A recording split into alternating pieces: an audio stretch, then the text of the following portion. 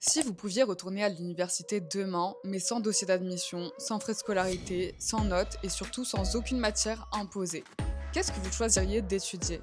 Vous pourriez prendre un cours sur la psychologie de l'argent, un autre sur l'art de la table, apprendre à reconnaître les grands mouvements de mode, étudier la mythologie grecque ou consacrer 8 semaines entières à Joséphine Baker. Vous pourriez choisir vos professeurs parmi les meilleurs auteurs, chercheurs et créateurs du monde, organiser vos propres sorties scolaires et inventer des devoirs que vous auriez réellement envie de rendre.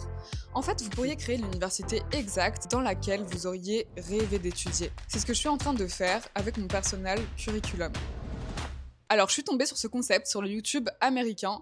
Et le concept, il est simple, c'est que pendant une saison, vous redevenez étudiante. Mais cette fois-ci, vous choisissez tout.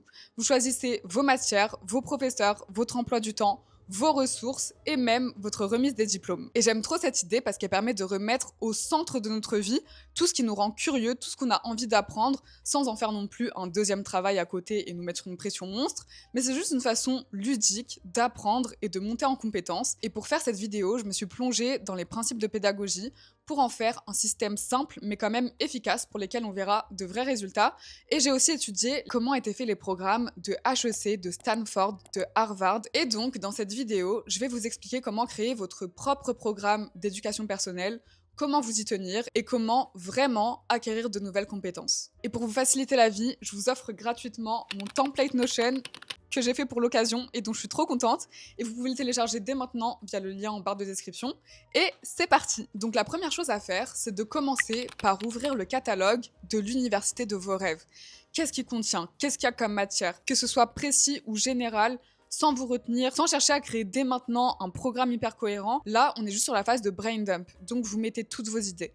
Tout ce qui vous appelle, tout ce qui vous rend curieux, tout ce que vous vous êtes empêché ou tout ce que vous vous êtes pas laissé apprendre parce que soit c'était pas assez rentable, soit c'était pas assez valorisé par la société ou quoi que ce soit. Vraiment, vous notez tout. Et pour vous aider, vous pouvez aussi vous poser la question de quelle personne vous avez envie de devenir. Est-ce que vous voulez devenir plus cultivé, plus créative, plus à l'aise avec l'argent, à l'aise sur le sujet de l'art? Et aussi, pour vous aider à faire la liste, regardez toutes les choses que vous avez enregistrées sur votre téléphone, sur votre ordinateur. Donc ça peut être toutes les épingles Pinterest, toutes les choses que vous avez sauvegardées sur Instagram, tous vos mails aussi que vous mettez dans vos favoris, toutes vos photos aussi, peut-être que vous avez fait des captures d'écran, des choses qui vous intéressent. Regardez tout le contenu que vous avez déjà et ça va vous donner des indices sur ce qui vous appelle réellement, sur ce qui vous rend vraiment curieuse. Donc par exemple, moi dans mon brain dump, j'avais noté la neuropsychologie, le storytelling, la science de la chance, les finances, la mode, l'art de la conversation, l'intuition. Enfin voilà, j'avais noté plein de choses. Et si vous bloquez toujours, vous pouvez vous poser ces 4 questions. Dans quel domaine j'aimerais pouvoir tenir une vraie conversation? Qu'est-ce que je comprends pas et qui me frustre? Quelles compétences changeraient concrètement mon quotidien ou mon travail? Et qu'est-ce que j'étudierais, même si personne ne le voyait, et si je pouvais jamais en tirer de l'argent? Et votre curriculum, il peut être à la fois hyper spécifique, à la fois hyper bizarre, hyper étrange, à la fois hyper diversifié. Vous pouvez dire je vais apprendre la littérature japonaise et je vais apprendre la colorimétrie. Vous pouvez y étudier la neuroscience et la pâtisserie. Enfin vraiment, c'est tout ce que vous voulez. Le principal, c'est vraiment que ça vous donne envie d'y revenir. Ensuite, vous allez choisir votre première promotion. Forcément, vous avez une vie à côté, donc vous ne pouvez pas tout apprendre en même temps. Donc là, vous allez vous concentrer sur les sujets que vous voulez vraiment étudier pendant cette prochaine période. Et la période, vous la définissez comme vous voulez. Par exemple, moi, j'ai choisi un trimestre parce que je voulais que ça tombe avant 2027. Mais vous pouvez choisir une période plus courte, une période plus longue. Forcément, ça dépendra du sujet que vous voulez étudier et aussi du temps que vous êtes prêt à y accorder. Il faut quand même que ce soit réaliste. Et moi, personnellement, j'ai choisi 3 sujets, mais vous pouvez choisir moins. Peut-être un peu plus, peut-être 4 ça passe, mais plus je pense que c'est compliqué. Et donc pour trancher sur les sujets que vous allez sélectionner pendant cette prochaine période, vous pouvez regarder 4 choses très simples. Premièrement, est-ce que le sujet vous attire vraiment? Deuxièmement, est-ce qu'il peut enrichir votre vie? Troisièmement, pourquoi maintenant? Et quatrièmement, est-ce que je peux réussir à avoir un résultat concret dans ma vie pendant la durée de ce programme? Et tout ce que vous choisissez pas pour cette période, c'est pas perdu. Vous le mettez dans la bibliothèque future. C'est la bibliothèque dans laquelle vous piocherez pour le prochain trimestre, pour la prochaine année. Et du coup, vous savez déjà où retrouver vos prochaines idées pour les prochaines fois. Donc personnellement, j'ai décidé de me concentrer sur 3 choses: la psychologie de l'argent, l'art de la conversation et la productivité adaptée au profil TDAH.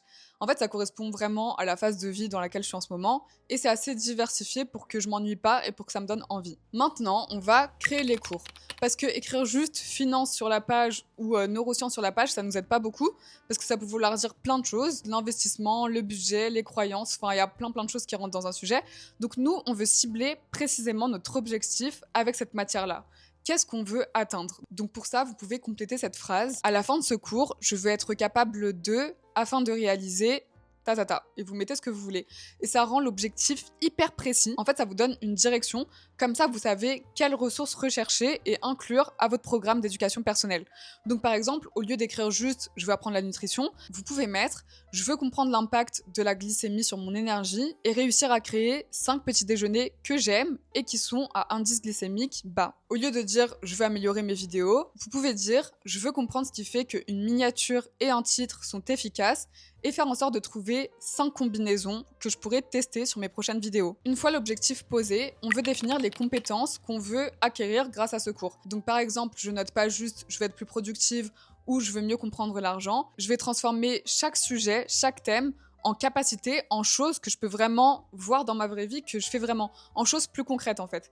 Donc par exemple pour moi, donc pour la psychologie de l'argent, j'ai mis « je vais être capable d'identifier les croyances et les émotions qui influencent mes décisions », de comprendre mes comportements financiers et développer une relation plus saine et consciente avec l'argent. Pour l'art de la conversation, j'ai mis « je veux apprendre à mieux écouter, à poser de meilleures questions, savoir mieux raconter les anecdotes et créer des échanges plus profonds et sincères ».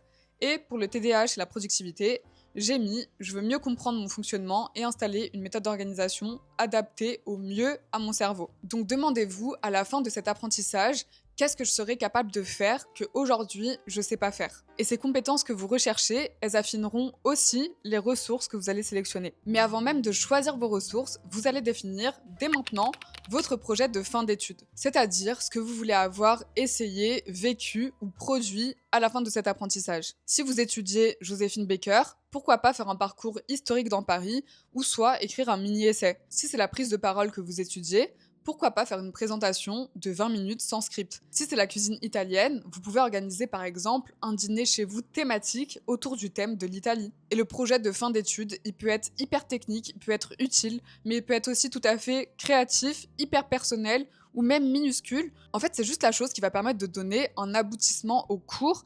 Et pour votre cerveau, du coup, ça va être plus simple parce qu'il va se dire « Ok, j'ai un objectif précis ».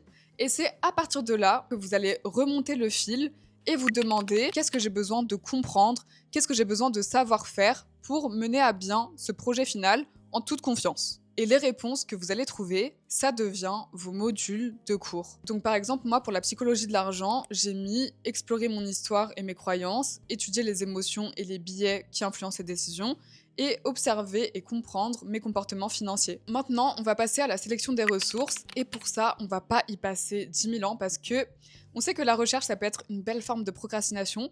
Et là, l'objectif, ici, avec ce parcours, c'est de commencer. C'est vraiment de commencer. Donc, on va pas passer trop de temps sur les ressources.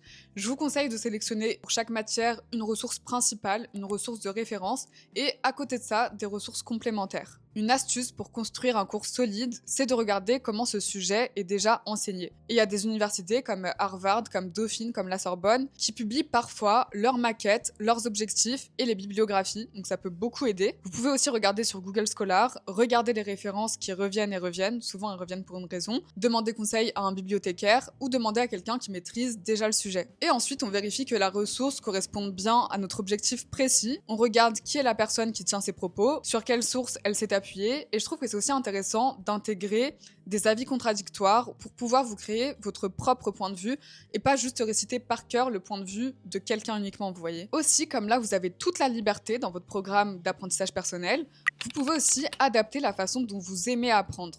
Donc peut-être que vous allez préférer regarder un film, regarder un documentaire. On n'y pense pas, mais il y a aussi beaucoup de ressources visuelles, genre des romans graphiques, des BD, qui sont sérieuses, qui expliquent des sujets sérieux. Par exemple, la dernière fois, j'ai trouvé un manga qui explique la numérologie. J'ai trouvé ça trop bien. Mais peut-être qu'il y a des sujets que vous comprendrez mieux si quelqu'un vous les explique de vive voix. Et peut-être qu'il y a certaines compétences que vous débloquerez seulement en les pratiquant vraiment. Donc pour chaque cours, vous pouvez mélanger plusieurs formats. Lire pour approfondir, écouter pour comprendre autrement, regarder pour visualiser et pratiquer pour ancrer. Et le but, c'est pas de vous mettre une étiquette visuelle, auditive ou je ne sais quoi.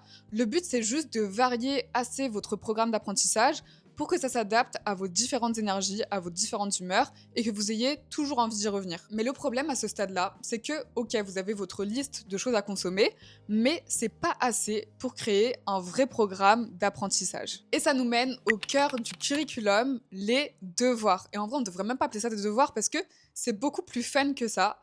Mais surtout, c'est ce qui va permettre de transformer l'information en apprentissage. Donc pour ça, je me suis inspirée de la taxonomie de Bloom, qui est un principe de pédagogie. Et l'idée, finalement, elle est assez intuitive. C'est que après avoir découvert une information, on apprend à l'expliquer, à l'appliquer, à l'analyser et ensuite à former son propre jugement et enfin à créer quelque chose avec cette information. Donc si on prend l'exemple de mon cours sur la psychologie de l'argent, lire un chapitre, ça va m'apporter des principes, les reformuler avec mes propres mots, ça va me permettre de vérifier que j'ai bien compris, analyser mes derniers achats, ça va me permettre de repérer certains mécanismes que j'ai, tester un principe financier, ça va me permettre de passer à la mise en application et pour finir, définir mes règles financières. Ça va me permettre de créer mon propre système financier. Après, je vais pas transformer chaque chose que je lis en énorme projet. Franchement, en vrai, après une session d'apprentissage, 5 minutes, ça suffit.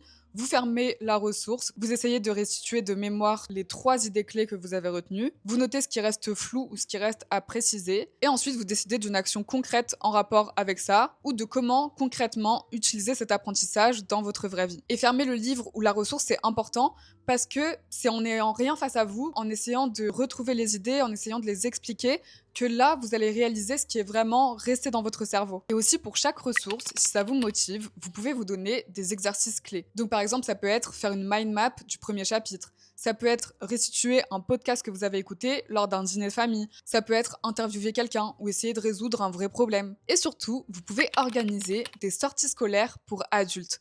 Donc ça peut être visiter un jardin botanique. Ça peut être voir une œuvre dans un musée. Ça peut être construire un parcours autour de l'architecture. Ou même organiser une petite conversation dans une langue étrangère avec quelqu'un qui la maîtrise. Alors maintenant que vous avez votre programme, il peut être passionnant sur le papier, mais jamais passer le test de votre vraie vie.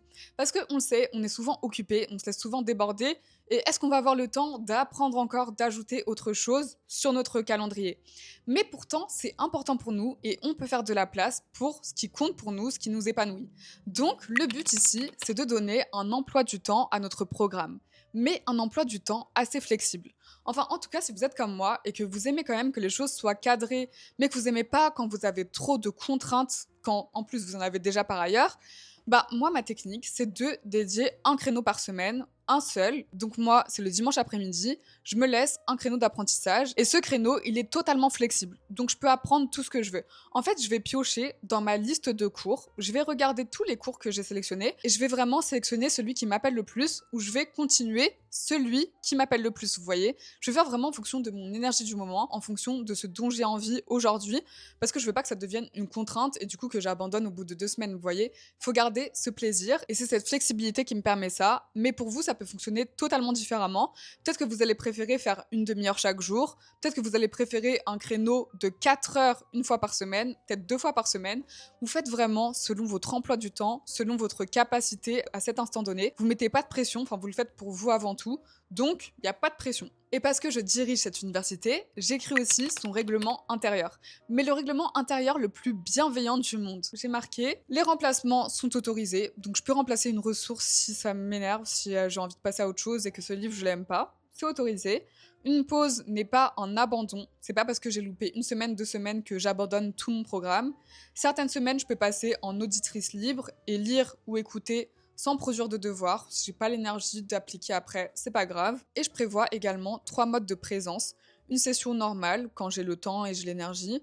Un mode express de 20 minutes uniquement. Un mode minimum, donc là ça va être lire 3 pages ou noter 3 idées seulement. Une semaine compliquée, c'est pas grave, c'est la vie et ça met pas à mal tout le reste de mon semestre. Et vous pouvez aussi ajouter un peu de dopamine. Donc à chaque passage, vous pouvez cocher, vous pouvez ajouter une petite étoile, vous pouvez mettre une note sur 10 et voir cette progression, ça va vous motiver à continuer. Et quand on étudie, on met notre téléphone hors de notre vue pour pas être déconcentré et on essaye de rendre les ressources accessibles et visibles, on les prépare en avance et tout, pour que ce soit beaucoup plus simple de s'y mettre le jour J. Et aussi, à la fin de chaque mois, on peut organiser notre propre conseil de classe personnel et notre petit bulletin où on va mettre les compétences qu'on a acquises, les devoirs qu'on a faits, les matières qu'on a envie d'approfondir et même une appréciation générale. Et oui, je prends cette université très au sérieux. Et pour finir, est-ce qu'on mériterait pas une vraie fin de semestre? Vous allez définir dès maintenant la date et l'heure de votre remise des diplômes. Avant cette deadline, vos projets doivent être soit terminés, soit présentés, soit enregistrés. Ce faux caractère officiel, ça va permettre de créer un peu d'enjeu. Et pour prendre ça encore plus au sérieux, je vous recommande de créer de la responsabilité auprès de quelqu'un.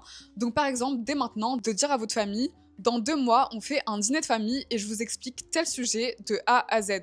Ou par exemple, faire une présentation PowerPoint à des amis. Et ensuite, vous pouvez fêter ça comme vous le voulez, avec une fête, pourquoi pas, en vous offrant une petite médaille, ou tout simplement en vous offrant un petit cadeau qui marque la fin de cette promotion. Et pour rappel, pour vous aider à créer votre propre programme d'apprentissage sans partir d'une page blanche, je vous offre gratuitement mon template Notion. Vous trouverez le lien dans la description. Vous avez qu'à cliquer, le dupliquer, ça se fait en 4 secondes. Et ensuite, vous pourrez totalement le personnaliser avec les sujets et les compétences que vous voulez approfondir cette année. Dites-moi en commentaire quelles sont les top 3 matières que vous rêverez d'étudier. On se retrouvera pour ma propre restitution de fin d'études parce que je vous expliquerai tout ce que j'ai appris sur les croyances financières. Merci d'avoir regardé cette vidéo et je vous dis à très bientôt pour la prochaine. Bisous!